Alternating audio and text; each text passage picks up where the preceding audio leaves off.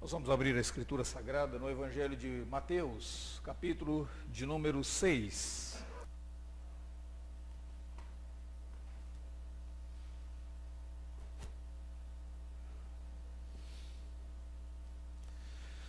Mateus capítulo 6, nós leremos um texto um tanto quanto mais volumoso daquilo que temos lido nas nossas exposições do Sermão do Monte.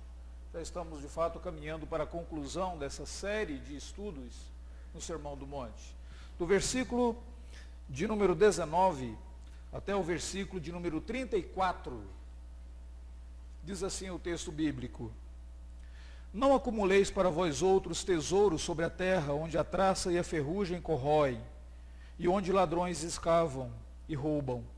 Mas ajuntai para vós outros tesouros no céu, onde traça nem ferrugem corrói, e onde ladrões não escavam nem roubam.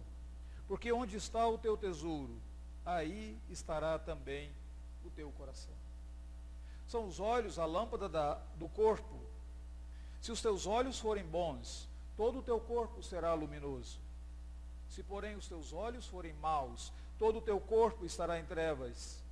Portanto, caso a luz que em ti sejam trevas, que grandes trevas serão.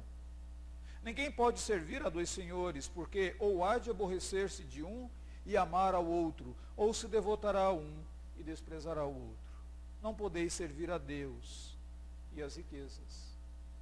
Por isso vos digo, não andeis ansiosos pela vossa vida, quanto ao que haveis de comer ou beber, nem pelo vosso corpo, quanto ao que haveis de vestir. Não é a vida mais do que o alimento, e o corpo mais do que as vestes? Observai as aves do céu.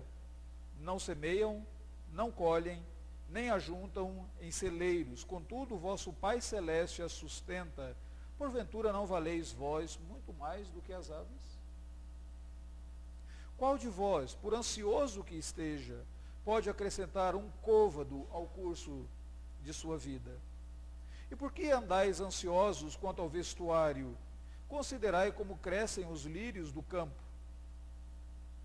Eles não trabalham e nem fiam. Eu, contudo, vos afirmo que nem Salomão, em toda a sua glória, se vestiu como qualquer deles. Ora, se Deus veste assim a erva do campo, que hoje existe e amanhã é lançada no forno, quanto mais a vós outros, homens de pequena fé.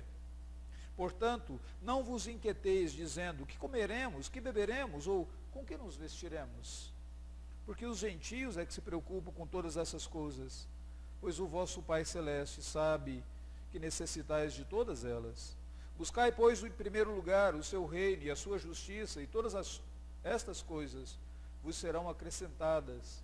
Portanto, não vos inquieteis com o dia de amanhã, pois o amanhã trará os seus cuidados, basta ao dia o seu próprio mal. As pessoas dizem que nós estamos vivendo num período em que a ansiedade é o mal do século.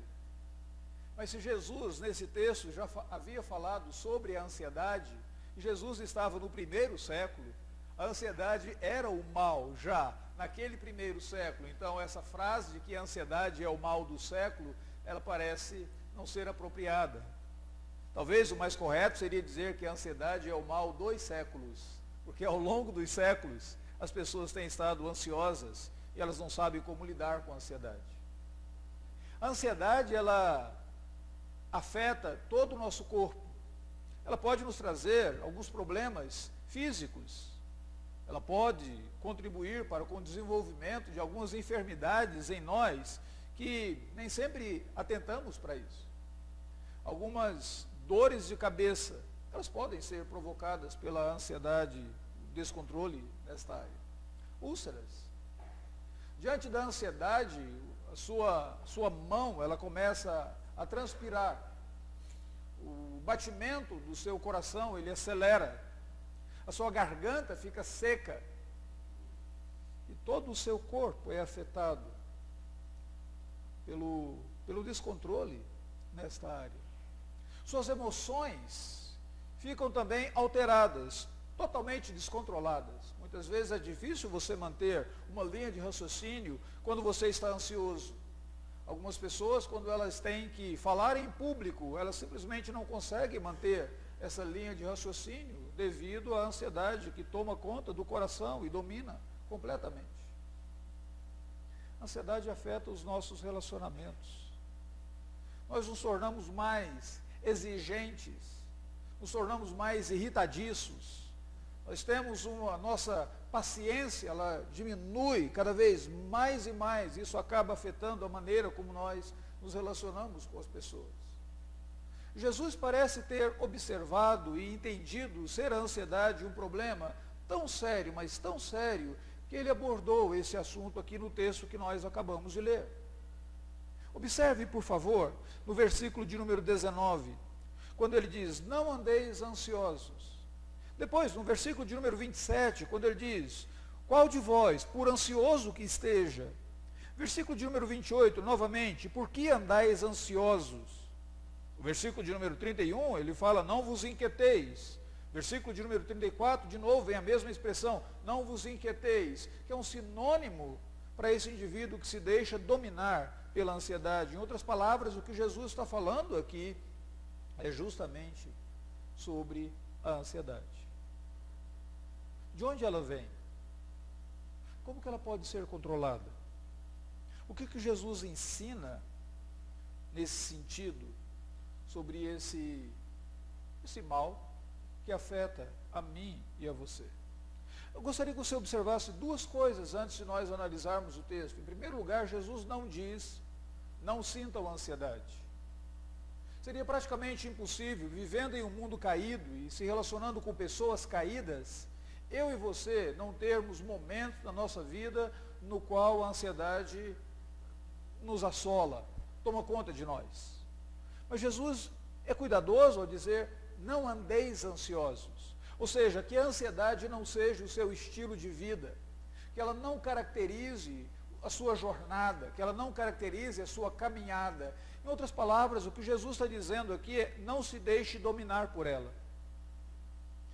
Você ficar ansioso é uma coisa, você ser dominado pela ansiedade é algo totalmente diferente. Totalmente diferente. A semelhança daquele indivíduo que muitas vezes ele é tentado em relação ao pecado. Ser tentado em relação ao pecado é uma coisa. Alojar o pecado, deixar que o pecado resida em você, é algo totalmente diferente. Alguém já disse isso comparando, você não pode impedir que um passarinho voe sobre a sua cabeça, mas você pode impedir que ele se assente ali e faça um ninho sobre a tua cabeça. Essa é a diferença.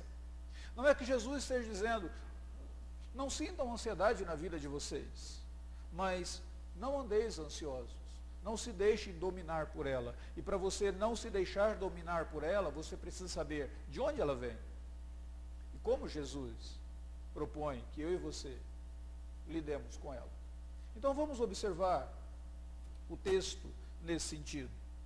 Esse texto é uma unidade. Tudo aqui está relacionado, e a maneira de você observar que está relacionado é porque no versículo de número 25 desse texto, quando ele diz, por isso eu vos digo, a expressão que aparece aí, por isso, seria mais ou menos como, concluindo, eu vos digo. Depois que ele falou sobre, não acumuleis tesouros na terra, são os teus olhos a lâmpada do teu corpo, você não pode servir a dois senhores. Depois dessas três observações, ele disse, por essa razão, ou concluindo, eu vos digo, não andeis ansiosos. Em outras palavras, Jesus está dizendo que acumular tesouros na terra, olhar da maneira correta, ou servir ao verdadeiro mestre, está intimamente ligado com a maneira como eu me deixo dominar pela ansiedade ou a maneira que eu posso controlar a ansiedade na minha vida. Então, vejamos, em primeiro lugar, quais são as causas da ansiedade de acordo com Jesus Cristo. O que produz essa ansiedade no meu coração, muitas vezes descontrolada, que toma conta de mim, de acordo com o Senhor Jesus? Está no versículo de número 19. Não acumuleis para vós outros tesouros sobre a terra, onde a traça e a ferrugem corrói, e onde ladrões escavam e roubam. E depois ele diz, mas ajuntai para vós outros tesouros no céu. O que Jesus está dizendo aqui? Não é que seja proibido para você entesourar, ter coisas e construir para ti mesmo um tesouro. O problema não é esse. O problema é onde você coloca esse tesouro. Onde estão as coisas verdadeiramente importantes para você nessa vida? Se o seu tesouro está nas coisas da terra, é um perigo, porque não existe nenhuma segurança nessa terra, e nem mesmo a Mossad, um dos melhores exércitos do mundo, seria capaz de guardar aquilo que pertence a ti. A terra não é um lugar seguro, diz o Senhor Jesus. Então acumuleis para vós outros tesouros nos céus, onde traça, nem ferrugem corrói, onde ladrões não roubam. Em outras palavras, aqui nós temos a primeira lição. A ansiedade na minha vida e na sua vida, muitas vezes surge do fato de nós depositarmos os nossos tesouros nos lugares errados. O fato de nós termos as coisas verdadeiramente importantes para nós nos lugares errados. Imagine, por exemplo, uma pessoa que você diz para ela, o que de fato é importante e essencial na tua vida, ela vai virar para você e vai dizer, o dinheiro. Não tem nenhum problema de você gostar do dinheiro. Pelo contrário, o dinheiro é uma dádiva de Deus para sustentar a tua vida. Mas quando você torna o dinheiro o seu tesouro, no dia que você perder o dinheiro, você comete suicídio. Porque você perdeu a coisa mais importante da tua vida. Para algumas pessoas, não é o dinheiro que é a coisa mais importante da vida delas. Para algumas pessoas, a coisa mais importante são pessoas. Quem é o tesouro da tua vida? Meu filho, minha filha. Não existe nenhum problema em você amar o teu filho e amar a tua filha. Isso não é errado. O problema é você fazer do teu filho ou da tua filha a coisa mais importante da tua vida. Sem ele ou sem ela você não consegue existir.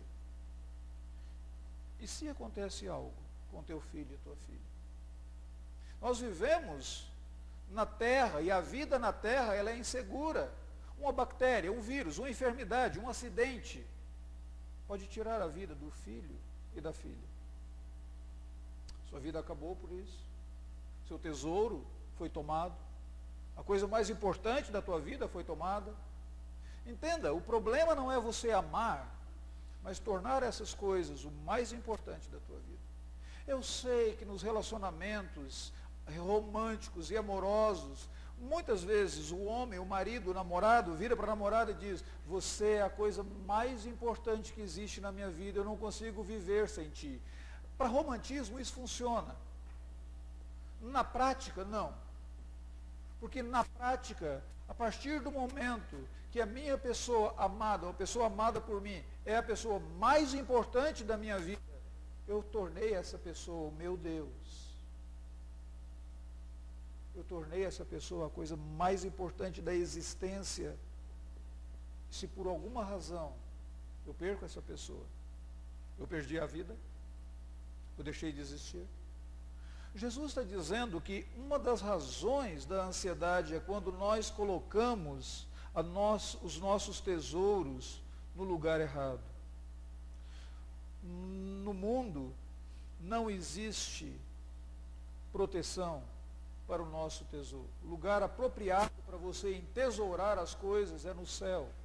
As coisas mais importantes para a sua vida devem estar no céu. As coisas mais dignas de serem amadas, adoradas, devem estar no céu. Qual o seu relacionamento com Deus? Quem é Deus para você? Quão importante é Deus na tua vida? Quão importante é Cristo para a tua vida? Ali nos céus, ladrões não podem roubar, a traça não pode corroer. Um dos grandes problemas é que tantas vezes eu e você ficamos ansiosos pelas coisas da terra. que nós somos dominados e controlados pela ansiedade, porque os nossos tesouros estão na terra. É como se a terra governasse a nossa própria vida.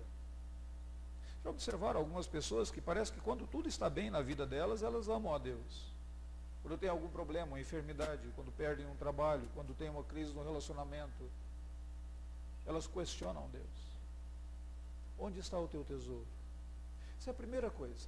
A segunda coisa que Jesus coloca para nós aqui, está no versículo de número 22, quando ele fala sobre os olhos. São os olhos a lâmpada do corpo. Se os teus olhos forem bons, todo o teu corpo será luminoso. Porém, se os teus olhos forem maus, todo o teu corpo estará em trevas. Jesus fala de dois tipos de olhos aqui, ele fala do bom e do mal. Bom significa aquele que tem uma linguagem sadia, não é dúbio. Aquele que olha com objetividade. O olho mau é aquele que está enfermo e por causa disso, tudo que ele olha, não tem nada que presta, não tem nada que está correto, ele não consegue distinguir nitidamente as coisas ao redor, ele não consegue distinguir cores, não consegue distinguir beleza, não consegue distinguir nada que traga alegria para ele. Então esse olho está com algum problema, ele precisa ser tratado, precisa ser trabalhado, para que essa pessoa consiga ter alegria. Jesus está falando aqui sobre perspectivas que eu e você temos da vida, de Deus e de nós mesmos. Dependendo da perspectiva que eu tenho da vida, eu posso ficar totalmente ansioso. Todos nós lembramos daquele desenho do Hardy, daquela hiena que sempre acordava e dizia, ó vida, ó azar, ó céus. É aquela perspectiva de que a vida é má. Tudo que vai acontecer será péssimo. Nem aquele leãozinho do desenho conseguia viver bem com o Hardy. Nem eu, nem você gostamos de conviver com alguém que se parece o Hardy. Ó dia, ó azar, ó céus. Se está chovendo demais, o tempo está horrível. Se tem sol, está fazendo muito sol, o tempo é horrível. Você diz, Senhor, tenha misericórdia. É difícil conviver com o Hardy. O problema é quando o Hardy está dentro de mim, dentro de você. Quando eu e você temos uma perspectiva completamente errada da vida, quando nós temos uma perspectiva completamente errada do próprio Deus, quando o meu Deus, quando o seu Deus é pequeno demais, nós perdemos a perspectiva do grandioso Deus da Escritura Sagrada, do Deus que nós cantamos, que nós celebramos, que nós exaltamos, mas que na solução dos nossos problemas, Ele é tão pequeno, que nós não o invocamos, que nós falamos que ficamos com raiva de Deus, estamos irados com Deus. Você já imaginou quão grave é essa frase, eu estou irado com Deus? Você já imaginou quão grave é essa frase? Se Deus é o Senhor do universo, juiz de todos, e Ele nos julga por cada palavra que sai da nossa boca, já considerou quão séria ela é? Uma perspectiva totalmente reducionista, mínima de Deus. Muitas vezes nós ficamos ansiosos porque nós não cremos que Deus pode resolver os nossos problemas. Nós não cremos que Deus pode intervir na nossa vida. Nós não cremos que Deus possa responder a nossa oração. E a ansiedade toma conta de nós. E a ansiedade nos domina. Por causa da perspectiva que nós temos sobre a vida, sobre Deus, sobre nós mesmos. Em último lugar, Jesus diz que a ansiedade pode ser fruto do fato de servirmos o mestre errado. Ninguém pode servir a dois senhores, porque há de aborrecer-se de um e amar ao outro, ou se devotará a um e desprezará o outro. Não podeis servir a Deus e as riquezas. Todos nós, de alguma maneira, servimos algo ou servimos alguém. Eu já compartilhei com vocês aquela música do Bob Dylan, que diz, você vai servir alguém. Seja Deus ou seja o diabo, você vai servir alguém. O que Bob Dylan estava dizendo? Ele estava falando uma grande tolice? Não, Bob Dylan estava falando uma grande verdade. Todos nós servimos a alguém. Todos nós servimos a alguma coisa. nós fomos criados com essa capacidade, essa disposição de servir. O grande problema é quando nós servimos o mestre errado. Quando você serve alguém que não é o verdadeiro Deus.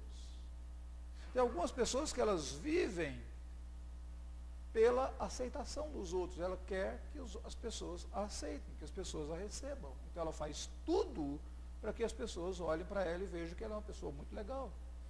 Ela nunca consegue dizer não. Ela nunca consegue colocar limites. Ela sempre é tão solícita. Ao fazer isso, ela está servindo ao seu próprio desejo de agradar as pessoas. E por causa disso ela sofre. Por causa disso ela paga um preço.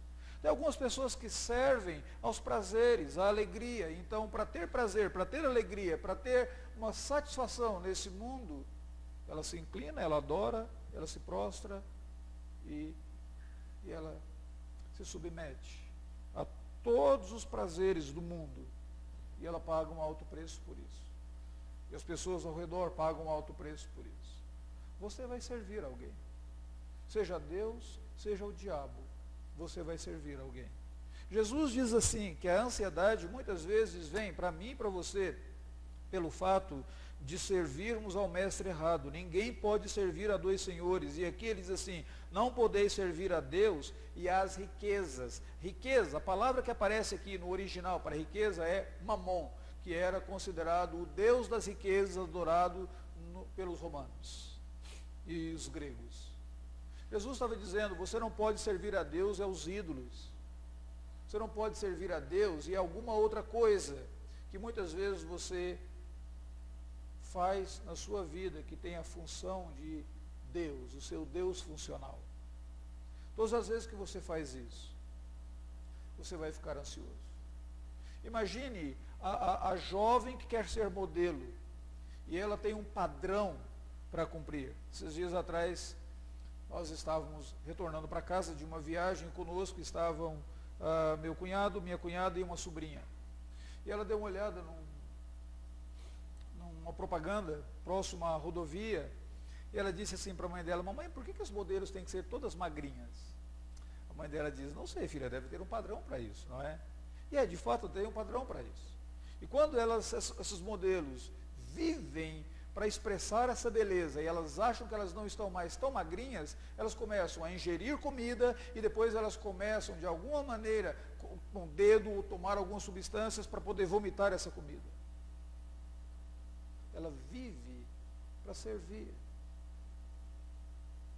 ao Deus da beleza. Alguns vivem para servir a popularidade. Assim por diante.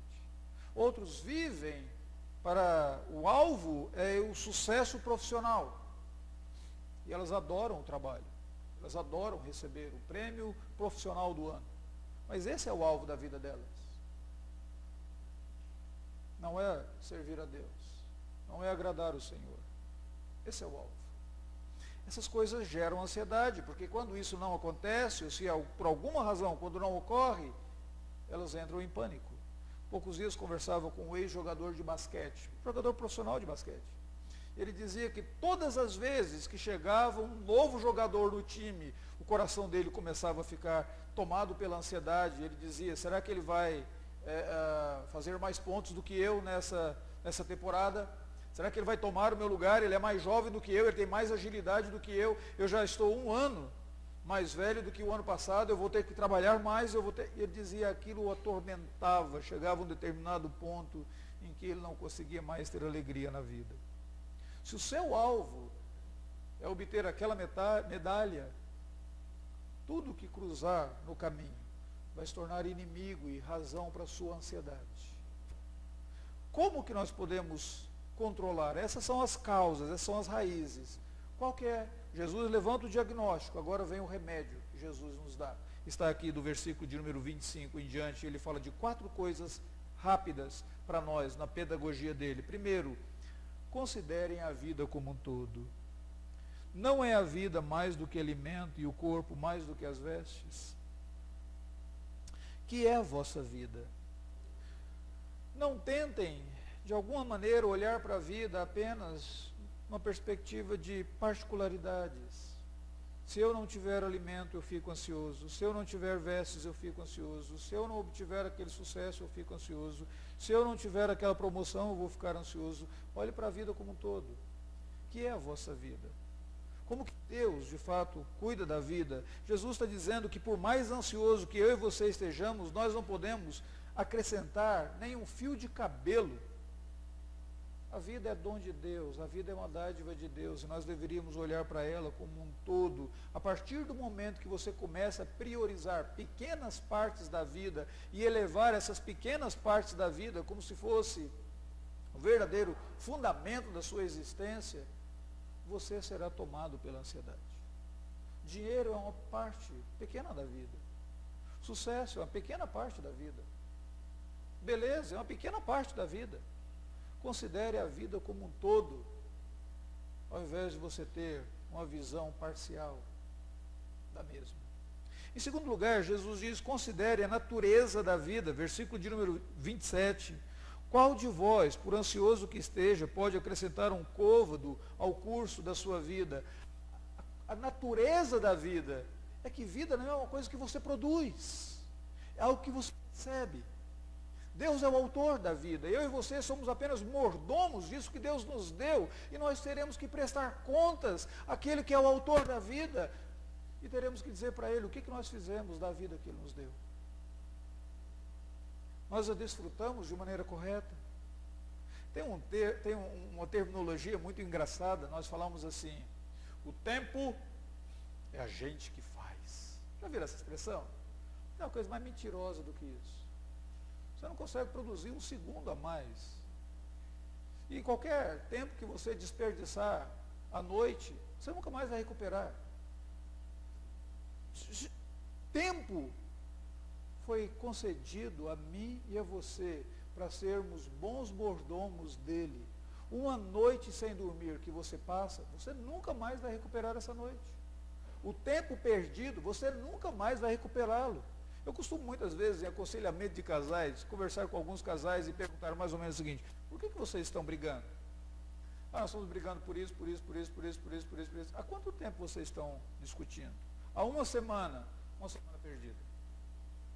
Nunca mais vocês vão recuperar essa semana. Não, mas se nós formos diligentes, nós podemos redimi-la. Essa não, você pode redimir o resto. Essa aí acabou. 3 horas, marido, sem conversar com a esposa, você perdeu. Esposa, aquelas 6 horas que você ficou sem conversar com o seu marido, perdeu. Nunca mais você vai ter. Tempo não é elástico. Você não estica o tempo. Você não é senhor do tempo. Agora, pensem nisso com relação à vida. Jesus diz, a maneira de você, de fato, controlar a ansiedade, é você olhar para a vida e saber o que a vida de fato é. E dentro do que a vida é, com o que você pode se preocupar, com o que você pode, de fato, se interessar. O que é a vossa vida? Em terceiro lugar, dê uma olhada para a bondade de Deus conosco. Olha o versículo de número 30, aqui ele usa um argumento muito interessante, muito utilizado no direito, chamado minore ad maius, ou seja, do menor para o maior. Ele usa esse argumento aqui do versículo de número 30. Se Deus veste assim a erva do campo que hoje existe, quanto mais a vós outros, homens de pequena... Olhai os lírios, considerem aquelas plantinhas bonitinhas, considerem aquelas flores assim que você vê ao redor, primavera, lírios, e aí você vai multiplicando. Se Deus cuida dessas coisas, um cuidado especial, Deus não cuidaria da sua vida? Considere a bondade de Deus, é isso que Jesus está dizendo. Primeiro ele diz, considere a vida como um todo, considere a natureza da vida, depois ele diz, considere a bondade de Deus para contigo. Como Deus tem sido gracioso para com você. Se Deus é gracioso com os pássaros, se Deus é gracioso com as plantas, não seria o Senhor Deus mais gracioso com aquele que foi criado à imagem dele? Aquele para quem ele enviou o seu Filho Jesus para morrer na cruz do Calvário, para a redenção de todo aquele que crê? Considere a bondade de Deus. Se você considerar a bondade do Senhor Deus, você observará que não existe nada impossível para Deus. Os maiores problemas na sua vida, Ele se interessa por eles. Deixa eu dar uma pequena ilustração aqui, antes de passar para o próximo ponto. Na Bíblia Sagrada tem um texto que eu nunca entendi bem aquele texto. Aliás, tem vários, mas esse em específico, eu nunca entendi bem aquele texto. Tem um texto na Escritura Sagrada que fala de um profeta chamado Eliseu, que chegou a um determinado local, numa casa onde existiam alguns discípulos de profeta morando lá, e eu fico imaginando, devia ser seminarista, né? Morando naquela casa. E de repente, a casa começou a ficar pequena, porque o número começou a crescer, a volumar-se ali. E eles disseram para Eliseu, olha, nós iremos cortar madeira e expandir a nossa casa. Vamos conosco? E Eliseu, bondosamente, diz, tudo bem, vamos lá. E dentre eles havia um rapaz que estava com um machado. E de repente ele tenta cortar uma árvore, talvez a habilidade dele com o machado não fosse assim tão boa, mas o machado solta da mão dele e cai no rio.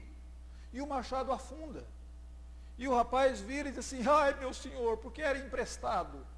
É claro que eu entendo esse texto como sendo, se fosse seminarista, eu entenderia muito bem. Então a lição poderia ser, não empreste nada para seminarista, porque ele não tem dinheiro para pagar se ele perder. Seria mais ou menos alguma coisa assim, não é?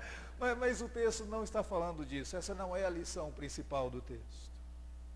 Mas eu fico imaginando, e aí o profeta de Deus vai, pega, corta uma madeira, joga sobre a água e o machado flutua. Tem um milagre do machado flutuar. E eu li aquele texto e pensava, que texto mais sem propósito.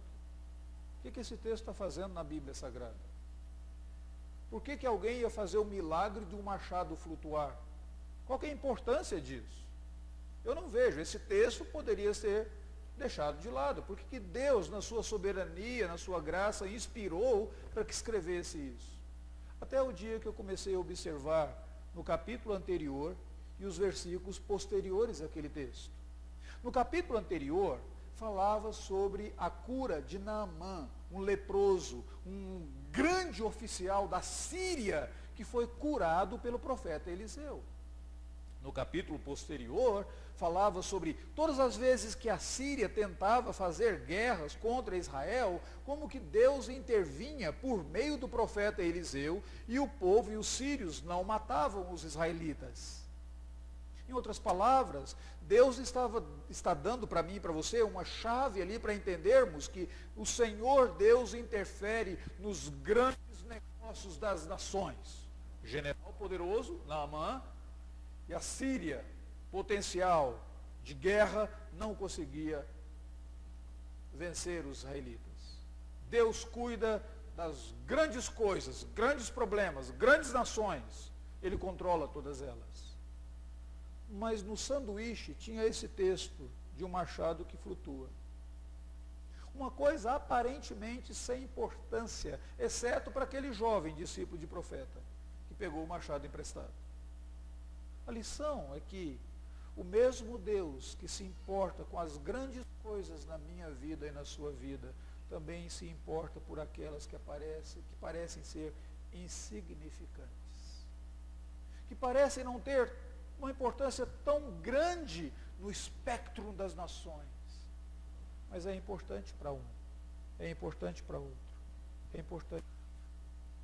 Considere a generosidade de Deus, para que você não seja tomado pela ansiedade. Em último lugar, considere que as primeiras coisas devem ocupar os primeiros lugares. Versículo de número 31. Buscai, pois, em primeiro lugar, o seu reino e a sua justiça, e todas essas coisas serão acrescentadas. As primeiras coisas, ou a primeira pessoa, nos primeiros lugares.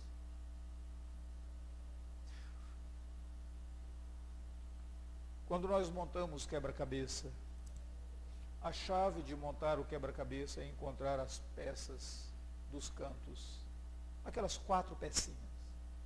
E depois você consegue encontrar as peças nas laterais. E você monta o quebra-cabeça de fora para dentro.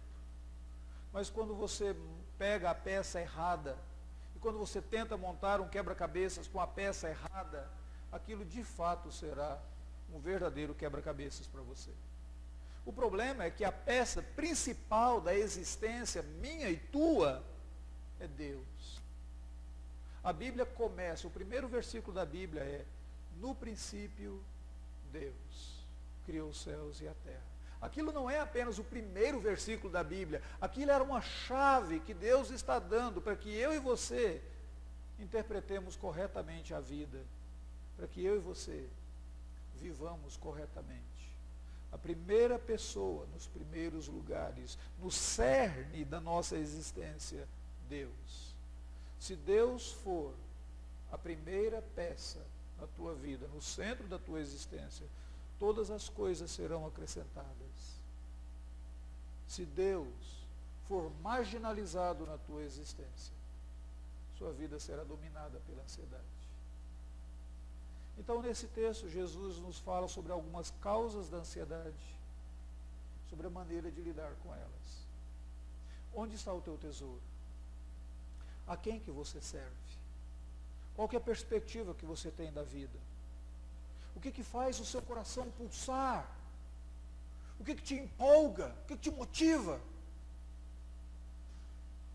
Se não for Deus, se não for a bondade de Deus, se não for o fato de você entender que a vida é um dom de Deus, e você olhar para a vida como um todo, você poderá ser dominado pela ansiedade, tomado por ela, ao invés de você descansar no Senhor Deus, totalmente. Eu vou terminar citando o Salmo de número 131, que eu gostaria que você pudesse ler em casa. Dê uma lida em casa. Senhor, não é soberbo o meu coração, nem altivo o meu olhar. Não ando eu à procura de grandes coisas, nem coisas maravilhosamente grandes para mim. Por certo eu fiz calar e sossegar a minha alma. Como uma criança desmamada, assim é a minha alma para contigo. Essa criança que está descansada nos braços da tua mãe. Espera, Israel, no Senhor, agora e para todo sempre. Vamos mudar o salmo. Vamos lê-lo ao contrário. Que talvez, lendo ao contrário, você se veja dentro do salmo, como eu já me vi dentro do salmo tantas vezes. Senhor, o meu coração é orgulhoso, e eu olho para as pessoas de cima para baixo, como se eu fosse mais importante do que todas elas. Eu me preocupo com coisas grandes, coisas maravilhosas demais para mim, coisas que eu não consigo ter o controle sobre elas. Por isso, a minha alma é como uma criança birrenta nos braços da sua mãe, e eu não tenho descanso, nem um segundo do dia. Por isso eu não encontro paz, nem agora e nem nunca, nem para o povo de Israel.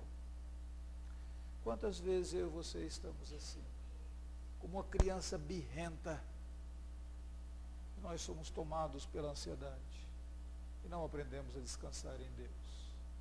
Vamos orar? Ó Deus bendito, Tu conheces o meu coração. Tu conheces o coração de cada irmão, irmã, amigo e amiga, nesta manhã aqui, e aqueles que não estão aqui, mas até mesmo participam e assistem-nos pela internet. Tu conheces, ó Deus, as perturbações que tantas vezes visitam, dominam e controlam o nosso coração. Tu sabes da dificuldade que temos de descansar em Ti, e confiar em Ti, e esperar em Ti. Ó Deus, nesta manhã, visita, pois, o nosso coração. Dá-nos a Tua graça, dá-nos Tua bondade, e nos abra os olhos para contemplarmos a Tua bondade, e que ao sairmos daqui, saiamos com o compromisso de que a primeira pessoa mais importante, nos primeiros lugares da nossa vida, o Senhor, reinando sobre cada um de nós, em o nome do Senhor Jesus. Amém.